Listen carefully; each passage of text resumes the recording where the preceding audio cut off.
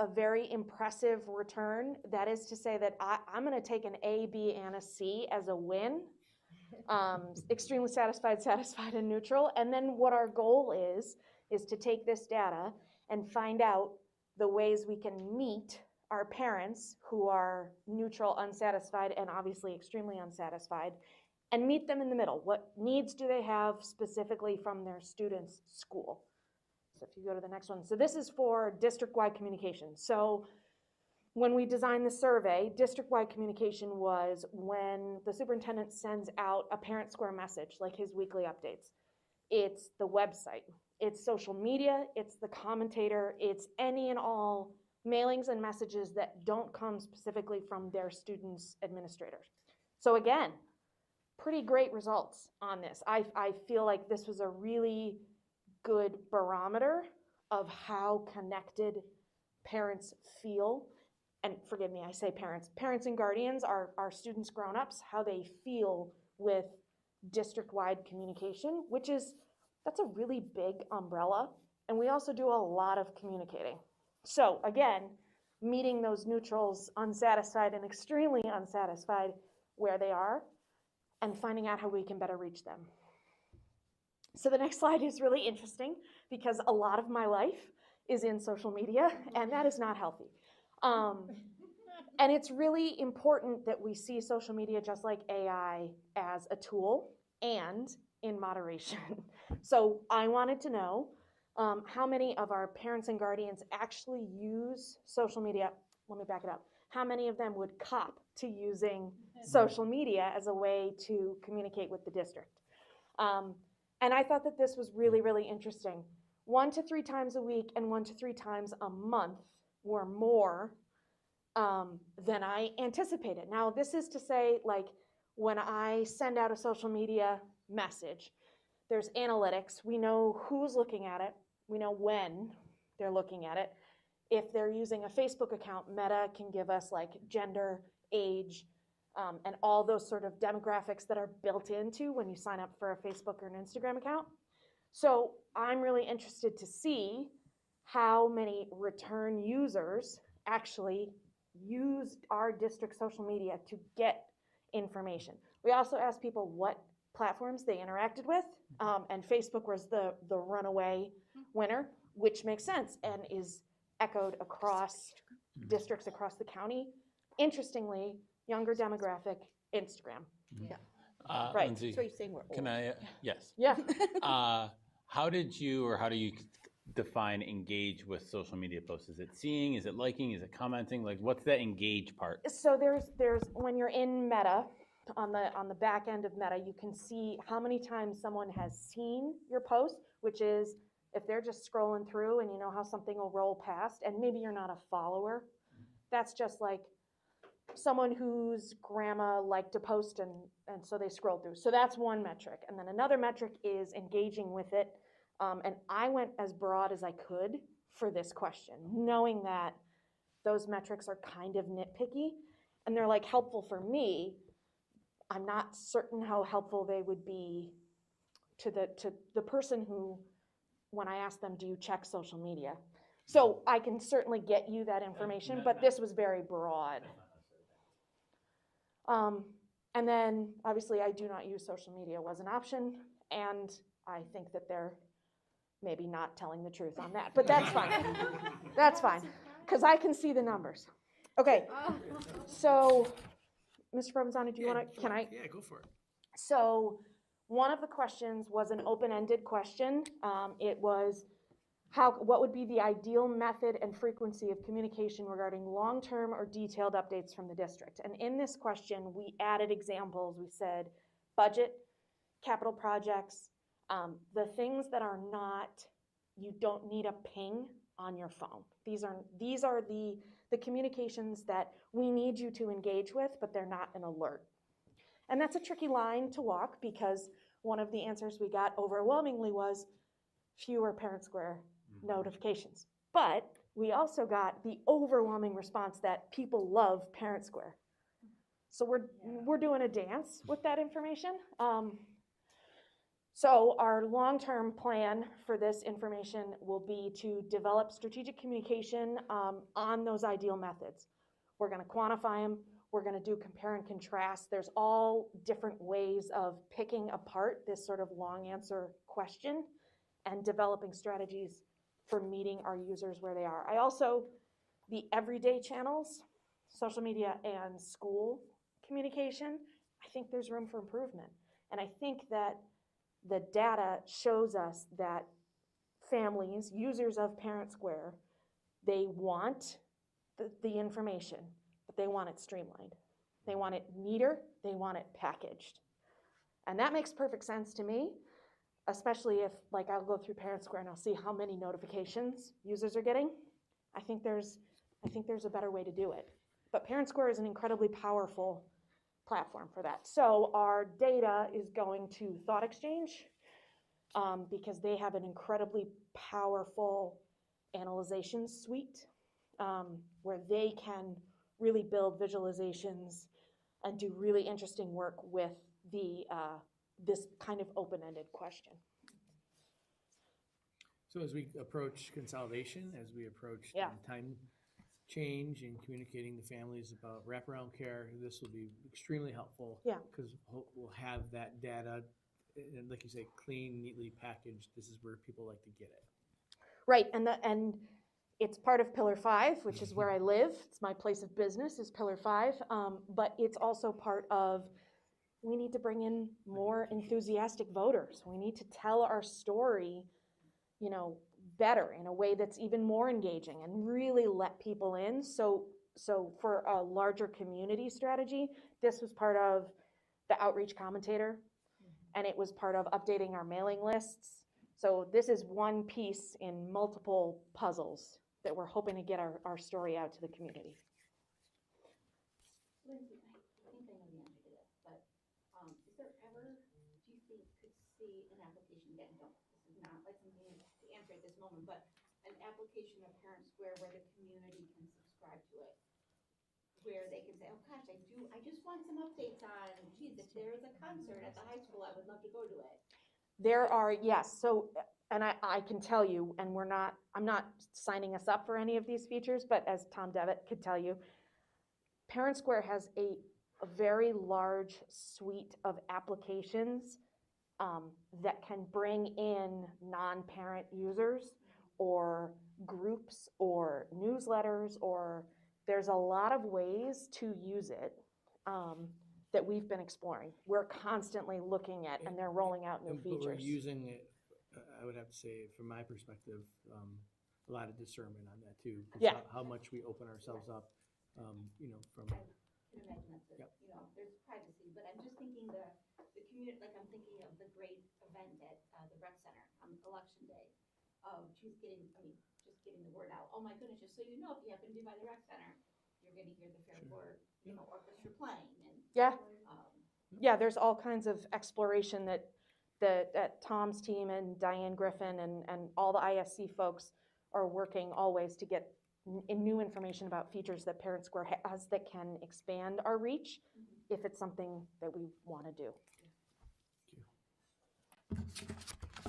So, go for it. No, I was going to just say the one, although I have, like, the biggest feedback I get about Parent Square is, like, the athletic department is so amazing at getting communications out. Like we all know what's going on in the athletic department, so they're excellent with communication. So I think Robust. I think robust. I'll start. I'll end the way I started by saying Happy Thanksgiving. I'm grateful for my amazing team, Lindsay with communications, the ownership and investment that you put into it, to what's happening in HR with all the things that we're doing daily, monthly.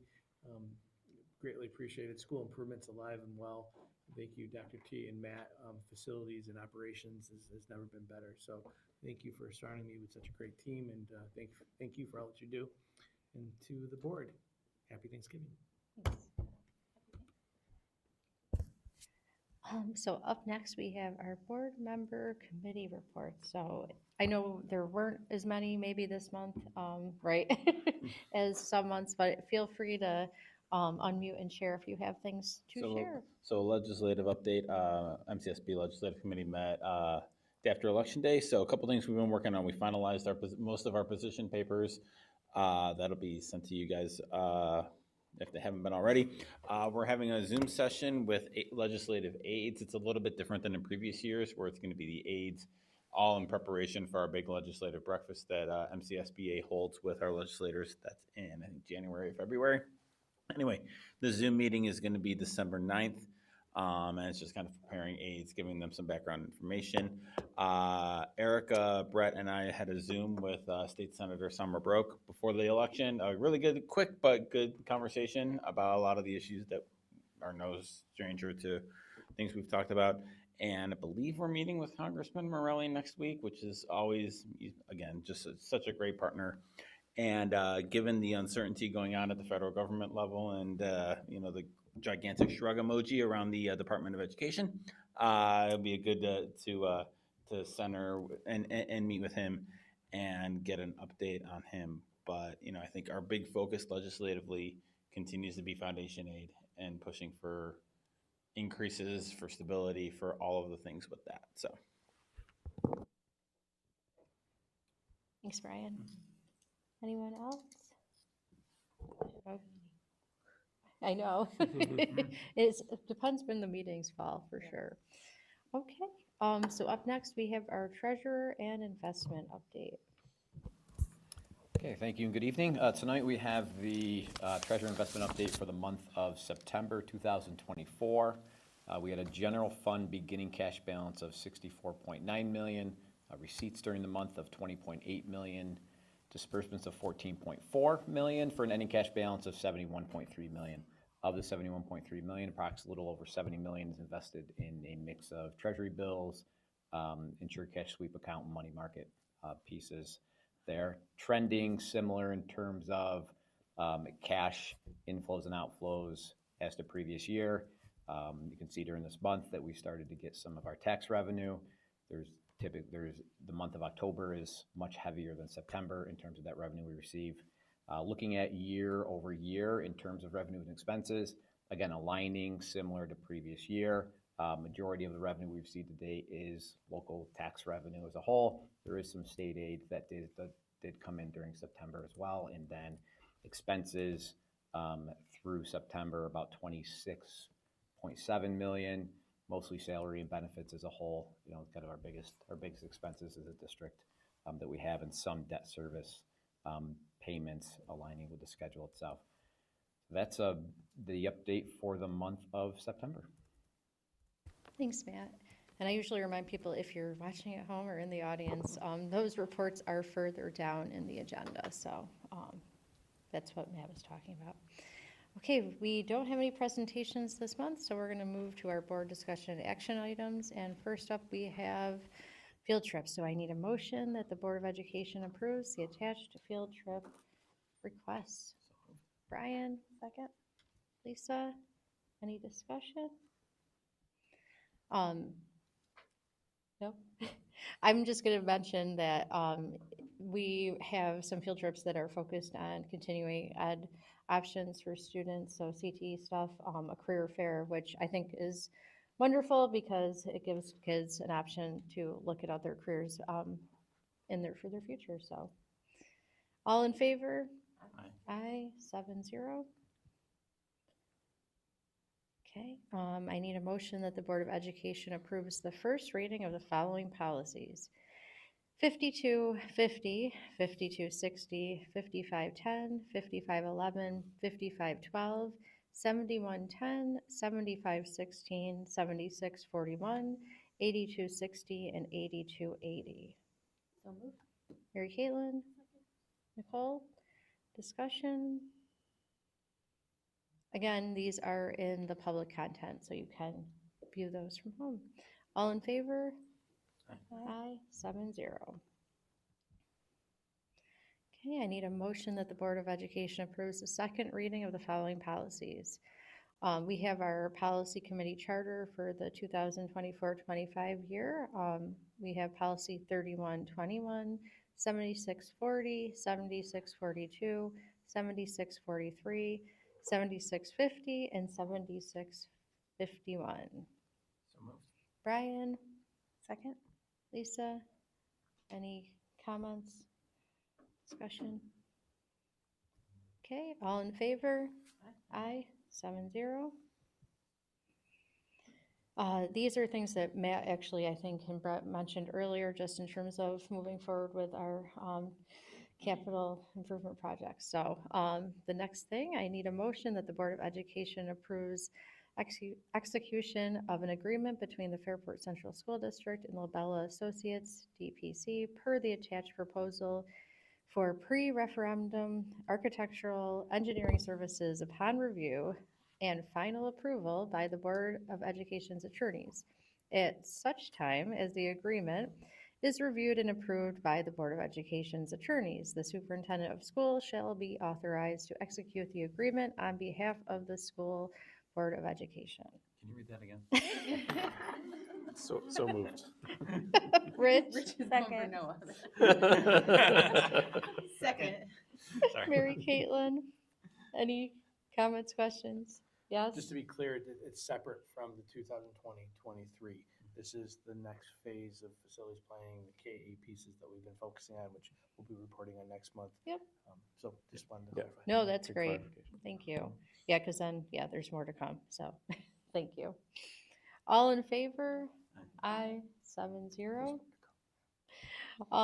Okay, I need a motion that the Board of Education approves execution of an agreement between the Fairport Central School District and Campus Construction Management Group Incorporated per the attached proposal for pre-referendum construction management services upon the review and final approval of the Board of Education's attorneys.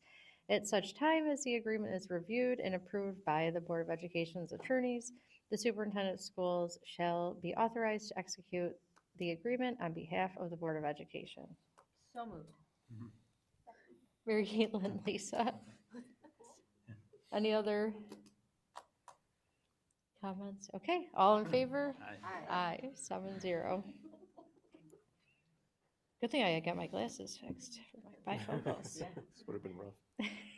Okay, next up, I need a motion to approve the bid award and the execution of a contract for the 2024 capital outlay project, which is at Dudley Elementary School as attached. So moved. Brian, Nicole, And this is just when we talk about points of advocacy, the capital outlay project, just to remind our community, we can do $100,000 worth of capital work from our general fund. And this has not changed since they made the rule, I guess. So this has been a point of advocacy that we do bring up with our representatives about, let us move up to 250,000 that we could plan for some work. Because right now, as Matt was describing it, Dudley's kind of a puzzle piece. Like we get a chunk of terrazzo, and then we get the next chunk of terrazzo, and then every year we so yeah, just continued advocacy on that point. yeah, all in favor? 7-0. Okay, we also need a motion to approve, Motion that the Board of Education approves the independent contractor consultant agreement with the Clinical Associates of the Finger Lakes for related therapy services for the 2024-25 school year as per attached. Lisa? Second. Brian? Any discussion here? Okay, all in favor? Aye, 7-0. Next up, we have our school tax summary. So I need a motion that the board approves the school tax summary for the 2024 as attached. So moved. Rich? Nicole? Comments? Discussion? Okay, I can all add- in favor? I can add context. Oh, if- sure. If you want some context to it. So this is following the collection of the taxes. And then the remaining balance of uncollected gets re-levied at the county level, and then the school district is made whole in April. So it'll be about $1.5 million that we'll see in April per the summary. Thanks. All in favor? Aye. 7-0. labor of love, the next thing. Next up, we have the Board of Education handbook. So I need a motion that the Board of Education approve the Board of Education handbook as attached. So moved. Brian? Second. Mary Caitlin? Any discussion here? Thank you guys for Thank working on you. it. As probably the one who used it the most recently, it's really a great resource. So thanks for all the hard work that went into it. Yeah, and Brett and I started working on this a while ago, and then Mary Caitlin, when she stepped up to be the vice president, also did a ton of organizing and helping us compile it, so. And the goal is to keep it to be the living document so that we are updating it and keeping our practices and housing it all in that one spot. Exactly, so.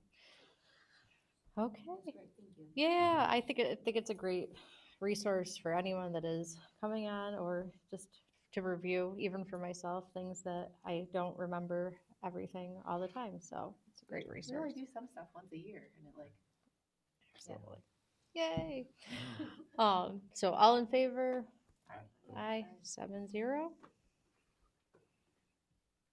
And that comes to the consent calendar. So I need a motion to approve the consent calendar. So moved. Mary Caitlin? Nicole? I know it sounded, all in favor? Aye. 7-0. And then we're up to personnel. First up is instructional, so I need a motion to approve the following instructional staff actions as recommended by the superintendent of schools. So moved. Brian? Second. Rich? Comments? All in favor? Aye. 7-0. Non-instructional, so I need a motion to approve the following non-instructional and civil service staff actions as recommended by the superintendent of schools. Lisa? Nicole? I was just gonna say, when we were looking over, we look at all this ahead of time, we were excited to see that there's more folks in the transportation department, so. Yep, which is great news. All in favor? Aye, 7-0. I need a motion to approve the following athletic staff actions as recommended by the superintendent of schools. Lisa? Second. Rich? New season's coming up, so yay. All in favor? Aye, 7-0. And then we have a variety of memorandums of agreement. So I need a motion to approve the following memorandums of agreement as recommended by the superintendent of schools. So moved. Brian? Lisa? Any other comments? I know Brett mentioned just some of the things in here relate to making sure that we have a variety of things in place for A pathway to consolidation. Yes, thank you. Pathway and pillars. Yes. I just, A pathway through the pillars. There you go. With no rock. Avoid it around the big rock. Avoiding the big rock. No rock. Did you do that? I just appreciate that we pay our staff for all this extra work they put in, even looking at, someone who's teachers who are chipping in to cover an extended maternity leave or things like that, that our teachers are able to be compensated for that as they deserve to be, so. Okay. Absolutely. Yep, and being proactive with possible APPR changes, which I think will help us down the line. Yep, exactly, so, good stuff. All in favor? Aye. 7-0. Oh my goodness, and that leads us to executive session. So I need a motion to enter into executive session for matters pertaining to potential litigation, and we are inviting Brett, Superintendent Provenzano. I put it in the middle. Brett, the superintendent. Yes. And also matters pertaining to the job performance of a particular individual not in a collective bargaining unit.